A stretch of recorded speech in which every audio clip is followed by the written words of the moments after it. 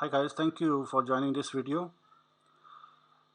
This video में हम open book and take home exam in context with the copyright permission for including figures and data in your answer books इसको हमने discuss करना है।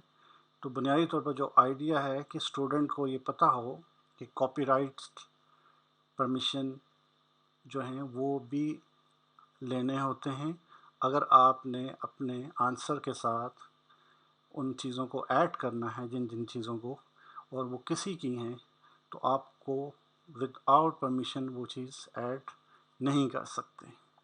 तो इसमें सबसे पहले हम देखते हैं कि जो ओपन बुक एग्ज़ाम है, normally because the students they have the freedom and opportunity कि वो डिजिटली, जैसे HEC की वेबसाइट है, डिजिटल लाइब्रेरी, उसको एक्सेस करके ये सारी जो पब्लिशर्स हैं, स्प्रिंगर, ACS, RCS, वेले और एल्सवेयर, इन सब की बुक्स और दूसरी जो इनके जो आर्टिकल्स हैं रिसर्च, उसको एक्सेस कर सकते हैं फ्री। अब इन बुक्स के अंदर, इन आर्टिकल्स के अंदर जो चीज़ें मौजूद हैं, अगर वहाँ कोई फिगर है या कोई ग्राफ है या कोई डाटा है और वो आप आंसर में एज अ सपोर्टिंग एविडेंस के तौर पर शामिल करना चाहते हैं, so you have to add, you have to get permissions to reproduce those in your answer. Permission लेने का तरीक़ेकार जो है वो बहुत ही सिंपल है। Electronically with in 1 minute you can get from the respective publisher website पे जाकर उसको डिटेल देंगे, और वो बिकॉज योर ऑल पर्पस जो है वो एकेडमिक होता है और वो फ्री ऑफ कॉस्ट होता है, इसमें कोई वो चार्ज नहीं करते हैं। इसमें जो नॉर्मल जो फ्रीक्वेंट आस्क्ड क्वेश्चंस के तौर पर ये वीडियो मैंने इसलिए बनाई है ताकि स्टूडेंट्स को इसका आइडिया हो सके कि अक्सर ये होता है कि do I need permission to reuse my own material. अगर मैंने पहले काम पब्लिश किया हुआ है और वो फिगर मैं दोबारा अपने आंसर में डालना चाहता हूँ या जो भी, so the answer is yes. जब आपने पब्लिश किया था तो आपने कॉपीराइट्स पब्लिशर को दे दिए थे, तो इसलिए अब आपको दोबारा उससे राइट्स लेने पड़ेंगे, और which is normally not a big issue.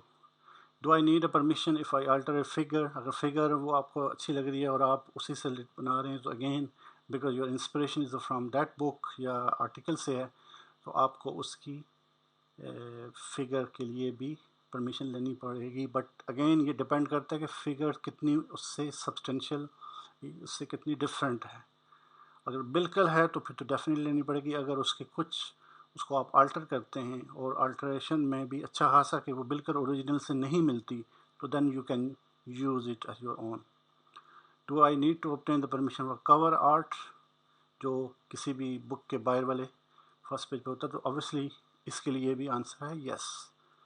इस तरीके से जो मटेरियल जो है वो किसी PhD पेपर में है या PhD थीसिस में है, जनरल आर्टिकल्स में, बुक्स में है, तो क्या उनसे रिलेटेड जो चीज़ें मैंने ऐड करनी है तो उसके लिए भी चाहिए, तो answer is yes. Social sciences में specially because the digital media का ये दौर है, तो इसमें मोस्ट ऑफ द इंफॉर्मेशन जो है वो ट्विटर अकाउंट में या ट्वीट्स की फॉर्म में भी मिलती है, फेसबुक में भी, इंस्टाग्राम में भी मिलती है। तो वहाँ से जो भी आप पिक्चर, डायग्राम, इंफॉर्मेशन आप शेयर कर रहे हैं in your answer, so you also need the permission. और आप फेसबुक या इंस्टाग्राम या ट्विटर के परमिशन सेक्शन में जाएंगे तो वहाँ से इजीली आपको वो एक्सेस मिल जाता है। And for the academic purpose it is costless, there is no charge for that. And the last, do I need to permission to reuse video clips or still shoots of videos from YouTube? So again इसका भी answer जो है वो है yes। आपको उसके लिए लेने पड़ते हैं, क्योंकि ज़्यादातर वीडियोस जो YouTube के ऊपर होती हैं वो कॉपीराइट्स में होती हैं। अगर कॉपीराइट उसका ओपन है तो उसको फिर एक्नॉलेज करना ज़रूरी होता है। सिमिलरली अगर आप किसी भी इमेज, एक फेमस आर्ट का इमेज है और कोई ऐसा स्पेसिमेन है जो कि वेरी ओल्ड है, 70 ईयर्स या इससे भी ज़्यादा, तो उसका अगर आप आंसर में शो करना चाहते हैं, سو اس کے لیے permission again you have to get it, کیونکہ یہ سارے جتنے اسپیسیمن اس ٹائپ کی چیزیں یہ میوزیم کی پراپرٹی ہوتے ہیں.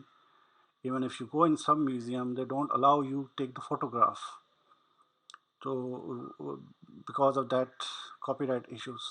تو یہ ان رسپیکٹیو سائٹس پہ جا کر آپ اگین فری آف کاسٹ یہ چیزیں اویلیبل ہیں.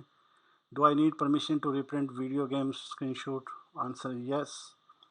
اور can I show brand name products in my figures? بعض اگر آپ فگر آپ کہیں سے اٹھاتے ہیں اس کے اندر برانڈ نیم وہاں پہ موجود ہے، جیسے جیز فار ایگزامپل ہے، موسٹلی جو اس کے کوئی ایڈ اگر آپ ایسا کوئی ڈپکٹ کر رہے ہیں تو اس کو آپ کو ہائڈ کرنا پڑے گا، ادروائز اس کو شو کرنے کے لیے بھی آپ کو ان کے بیکاز دیٹس برانڈ ان کا کاپی رائٹ ہوتا ہے. اس طریقے سے فگرز اور مٹیریل جو کانفرنس پروسیڈنگز میں پیش ہو چکا ہے یا پبلش ہو چکا ہے تو اس کے لیے بھی ریکوائرڈ ہیں. So again the answer is yes. To sum up the things کہ آپ اپنے آنسر میں جو بھی چیز ایڈ کرو گے تو اس میں زیادہ تر چیزیں جو اگر آپ نے فگرز یا ڈیٹا ان چیزوں کو ایڈ کرنا ہے تو آپ کو پرمیشن لینی پڑے گی. اس لیے موسٹلی اسپیشلی جو ہیومینٹیز یا جو سوشل سائنسز میں یہ چیزیں زیادہ ہوتی ہیں. سائنس میں بیکاز وی موسٹلی جو ہے فوکس کرتے ہیں چیپٹرز بکس یا ان چیزوں کے اوپر، تو ان میں بھی پرمیشن ہوتا ہے لیکن گرافس اور ان چیزوں کے لیے ہوتا ہے، اور وہ اس وقت کیا جاتا ہے جب آپ کے پاس کوئی دوسرا آپشن نہ ہو. تو جو بھی آپ کا آنسر شیٹ ہے اس کے اینڈ پہ کاپی رائٹ پرمیشن جو ہے اس کا پرنٹ، بیکاز وہ الیکٹرانکلی آپ کو پرووائڈ کر دیتے ہیں with an instant automate answer آ جاتا ہے آپ کو، تو وہ ساتھ پرووائڈ کریں گے. تو then your answer of the question جو بھی آپ کا اس کا ویٹیج جو ہے وہ ٹیچرس جب اس کو اسیس کرے گا he will be definitely like it کہ اس اسٹوڈنٹ نے کاپی رائٹ پرمیشن کا بھی اس کو آئیڈیا ہے، ہی گاٹ اٹ، پلیجرزم کا بھی اس کا منیمم ہے، and then you will get definitely better grades. And thank you. All the content جو اس میں ویڈیو میں اگین میں نے ڈسکس کیے ہیں یہ جو پبلشر ہے ٹیلر اینڈ فرینڈس ان کی ویب سائٹ سے یہ چیزیں اسٹوڈنٹس کے لیے ہم نے یہاں پریزنٹ کی ہیں. So if you have any question, ask me in below the comments.